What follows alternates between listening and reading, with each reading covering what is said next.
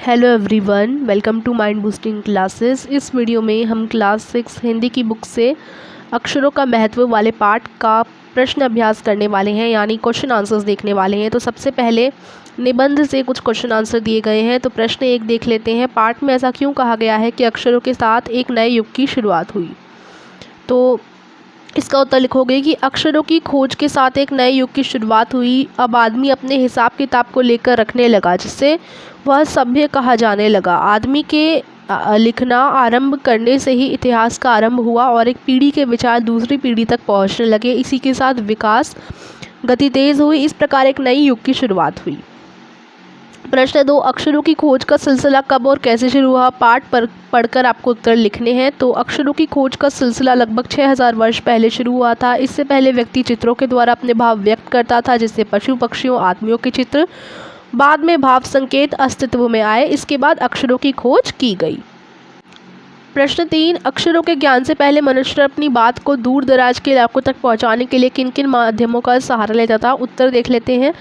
तो मनुष्य अक्षरों की खोज करने से पूर्व अपने संदेशों को दूर दराज के इलाकों तक पहुंचाने के लिए चित्रों का सहारा लेता था। वह पशु पक्षियों आदमियों तथा अन्य वस्तुओं के चित्र बनाकर अपनी बात दूर दूर के इलाकों में पहुंचाता था। बाद में इन चित्रों ने भाव संकेतों का रूप ले लिया और मनुष्य इनके माध्यम से अपनी बात पहुंचाने लगे। अब निबंध से आगे का प्रश्न 1 है। अक्षरों के महत्व की तरह ध्वनि के महत्व के बारे में जितना जानते हैं हमें लिखना है। तो अक्षरों द्वारा लिखकर अपने भाव व्यक्त किए जाते हैं और ध्वनियों द्वारा बोलकर, ठीक है, मौखिक रूप में। अक्षर और ध्वनि भाषा के दोनों रूप लिखित और मौखिक भाषा के मुख्य आधार स्तंभ हैं। अक्षरों के बिना लिखा नहीं जा सकता और ध्वनियों के बिना बोलने की कल्पना नहीं की जा सकती है।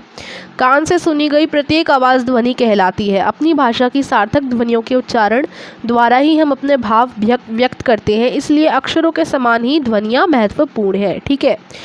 बोलना भी काफ़ी महत्वपूर्ण है जितना लिखना है, तो ध्वनि भी काफ़ी महत्वपूर्ण हो गई है ना। अब प्रश्न 2 है, जिसमें पूछा गया है मौखिक भाषा का जीवन में क्या महत्व होता है? इस पर शिक्षक के साथ कक्षा में बातचीत करो। तो ये तो शिक्षक के साथ करना है, तो ये तो छात्र स्वयं करेंगे। प्रश्न 3, हर वैज्ञानिक खोज के साथ किसी न किसी वैज्ञानिक का नाम जुड़ा होता है ना। तो लेकिन अक्षरों के साथ ऐसा क्यों नहीं? पता करो और शिक्षक को बताओ। यानी अक्षरों के साथ किसी एक ने क्यों नहीं खोज की अक्षरों की? जैसे अलग अलग चीज़ें होती हैं कि जैसे बल्ब इसने बनाया, तो मतलब किसी न किसी ने कुछ ना कुछ बनाया है, ऐसे अक्षरों के साथ क्यों नहीं है? तो देखिए, ये तो सही बात है कि हर वस्तु के आविष्कार में किसी न किसी वैज्ञानिक का योगदान रहता है, लेकिन अक्षरों की खोज किसी व्यक्ति विशेष की देन नहीं है। यह मानव जाति के सम्मिलित प्रयास का फल है। अक्षरों का विकास अनेक वर्षों के प्रयास एवं अभ्यास के फल स्वरूप हुआ। इसको किसी एक व्यक्ति ने आविष्कार नहीं किया इसका, अतः इसके साथ किसी वैज्ञानिक का नाम नहीं जुड़ पाया, ठीक है। ये क्या हुआ? अक्षरों का विकास धीरे धीरे हुआ। पहले सब लोगों ने ड्राइंग से अपनी फीलिंग्स शेयर करी, अपने भाव शेयर करे, फिर धीरे धीरे 1-2 अक्षर बने। तो किसी विशेष व्यक्ति ने ये अक्षरों का खोज नहीं की है, ठीक है। तो इसलिए यहाँ हम किसी विशेष वैज्ञानिक का नाम नहीं जोड़ पाते। प्रश्न 4, एक भाषा को कई लिपियों में लिखा जा सकता है, इसी तरह कई भाषा को एक ही लिपि में लिखा जा सकता है। नीचे एक ही बात को अलग अलग भाषाओं में लिखा गया है, इन्हें ध्यान से देखो और इनमें दिए गए वर्गों की मदद से नया शब्द बनाने की कोशिश करो। तो यहाँ ना अगर आप देखें तो वहाँ कितना सुंदर है, तो ये भाषा हिंदी है ना। उसके बाद ये भाषा तेलुगु है, ये पंजाबी, ये बांग्ला है, ये उड़िया है, ये तमिल है और ये उर्दू है। इस तरीके से आप लिख सकते हैं। अनुमान और कल्पना का प्रश्न 1 है। पुराने ज़माने में लोग यह क्यों सोचते थे कि अक्षर और भाषा की खोज ईश्वर ने की थी? अनुमान लगाओ और बताओ। तो पुराने ज़माने के लोग ये नहीं जानते थे कि अक्षरों की खोज किसने की है। उनका ज्ञान सीमित था, उनकी ईश्वर के प्रति निष्ठा अधिक थी। उन्हें यह अनुमान नहीं रहा होगा कि अक्षरों की खोज मानव भी कर सकता है। वे ईश्वर को सर्वशक्तिमान मानते थे। पुराने ज़माने के लोगों का विचार रहा होगा कि मानव इतना ज्ञानवान नहीं हो सकता कि वह अक्षरों की खोज कर सकता है, इसलिए वे सोचते होंगे कि अक्षरों की खोज ईश्वर ने की थी। अब आता है प्रश्न 2, अक्षरों के महत्व के साथ ही मनुष्य के जीवन के गीत, नृत्य और खेलों का भी महत्व है। कक्षा में समूह में बातचीत करके उनके महत्व के बारे में जानकारी इकट्ठा करो और कक्षा में प्रस्तुत करो।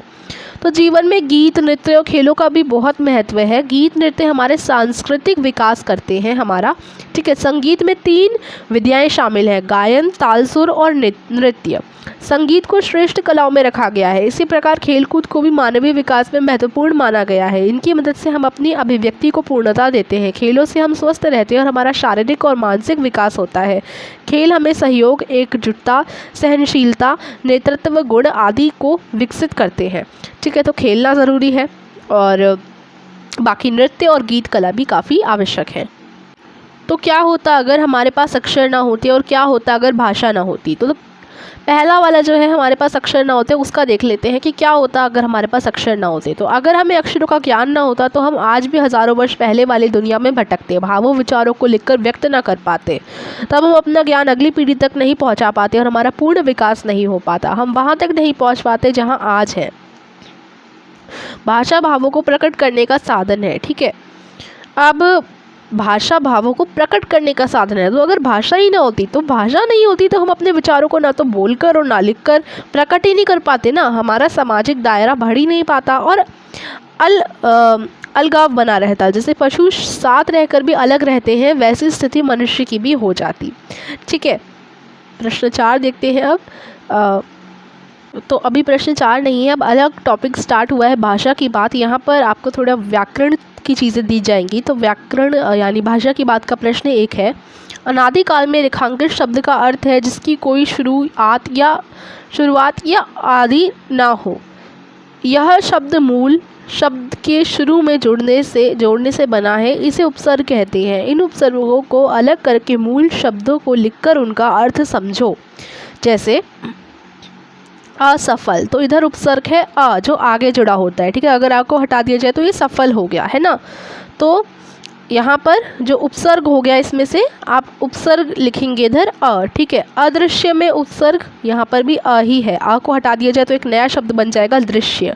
ठीक है, उसके बाद अनुचित, अगर हम अनु को हटा दें तो अनु और बच गया चित, तो ये नया शब्द बन गया अनुचित। ठीक है, तो यहाँ अनु है उपसर्ग, तो यहाँ असफल में अ है, अदृश्य में भी अ है, अनुचित में अन है। ठीक है, अनावश्यक में, ठीक है, अनावश्यक में भी ये जो स्टार्टिंग का अन ये हो जाएगा। अपरिचित में अ, अनिच्छा में अन। ठीक है, तो ये सारे उपसर्ग हो जाएंगे। तो सफल, अब देखो जब हमने अ हटा दिया, उपसर्ग हटा दिया, तो शब्द बचा सफल, है ना।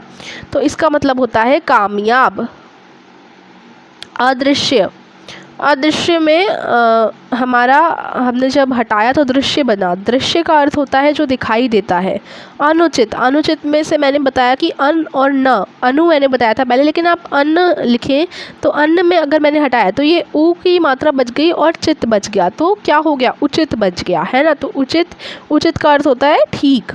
अनावश्यक में से भी अन हटाया तो आवश्यक बच गया यानी ज़रूरी। अपरिचित में से हटाया तो परिचित बच गया यानी जानकार। अनिच्छा में से अन्न हटाया तो इच्छा बच गया यानी चाह या अभिलाषा। ठीक है, तो इस तरीके से आप उत्तर कर लेंगे। अब आता है प्रश्न 2। वैसे तो संख्याएं संज्ञा होती हैं, पर कभी कभी ये विशेषण का काम भी करती हैं। जैसे नीचे लिखे वाक्य में, हमारी धरती लगभग 5 अरब साल पुरानी है। कितने साल पुरानी? 5 अरब। ठीक है, कोई 10,000 साल पहले आदमी ने गाँव को बसाना शुरू किया। कितने साल पहले? 10,000 साल पहले।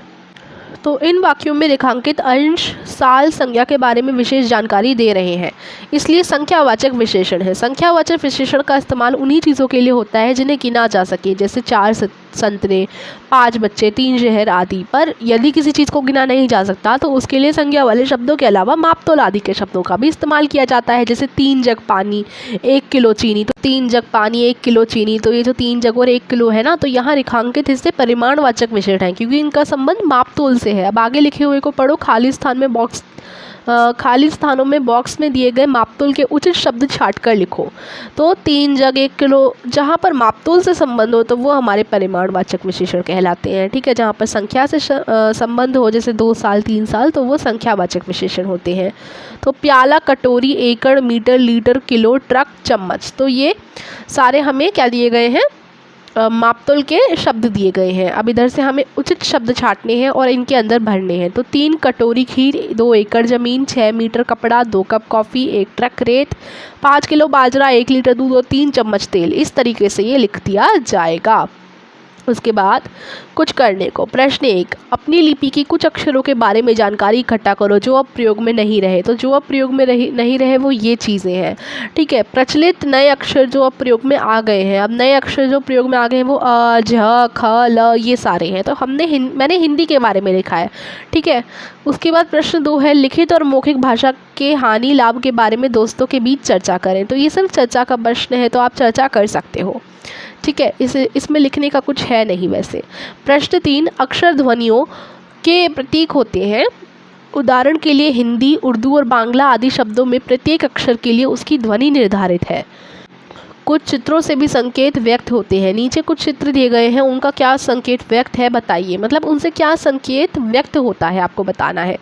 तो ये जो पहला चित्र है यहाँ, इसका जो संकेत है वो ये है कि आगे स्कूल है, ठीक है, आगे स्कूल होने का संकेत। इसमें ये जो है ये होता है मतलब दूसरा चित्र वृत्त सर्किल के बाईं ओर जाने का संकेत है, ठीक है।